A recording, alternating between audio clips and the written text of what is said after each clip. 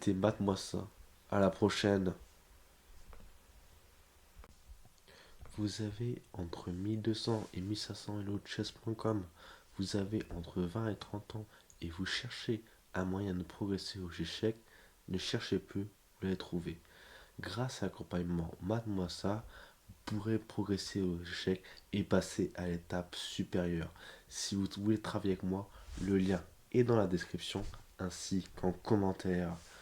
On revient tout de suite sur le cours de la semaine qui est tout savoir sur la tour aux échecs. Et donc, on va commencer par tout ce qui est le plus simple, c'est-à-dire à 500 Elo, pour montrer progressivement dans la difficulté. Et si vous voulez avoir le cours entier, merci de souscrire à l'abonnement Mate-moi ça. Et donc, voici le cours sur la tour. On commence avec déjà une tour en plein milieu de l'échiquier qui contrôle jusqu'à 15 cases et donc sa portée permet d'avoir à environ 25% de l'échiquier à elle tout seul.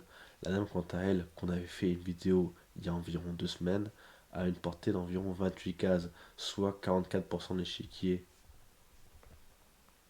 Si on veut mettre deux tours pour voir comme quoi que c'est bien égal à une dame, deux tours ne contrôlent pas 30 cases, parce que 15 fois 2 égale 30, mais plutôt 28 cases. Pourquoi?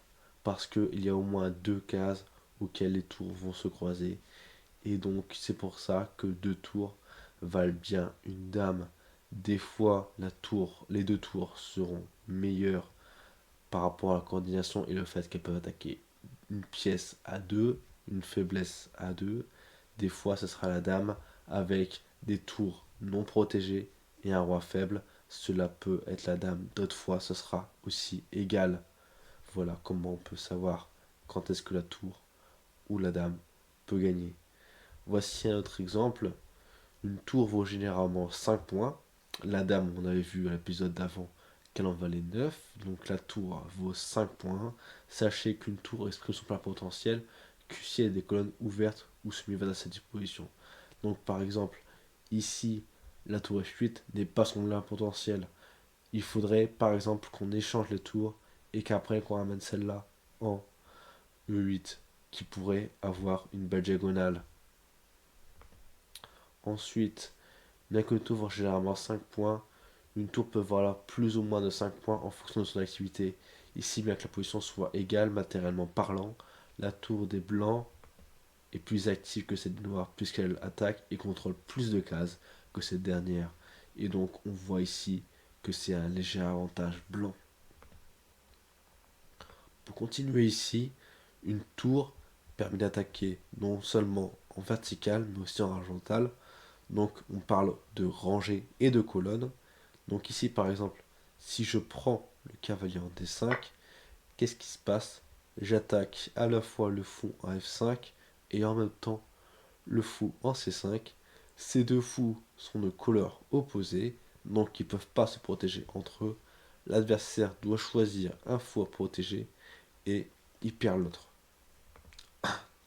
On continue avec le niveau 1000 Elo et donc on comprend que la tour ici n'est pas la première pièce pour prendre le pion en E5. On va toujours prendre de la pièce la plus faible vers la pièce la moins faible. Ça, c'est dans le cas général. Et donc ici, on va d'abord prendre avec le pion, il reprend, on reprend avec le cavalier, il reprend, on reprend avec le fou, il reprend, on reprend maintenant seulement avec la tour, il reprend, on reprend, il reprend, et on reprend avec la roi. C'est pour ça que la tour est en quatrième place dans cet échange.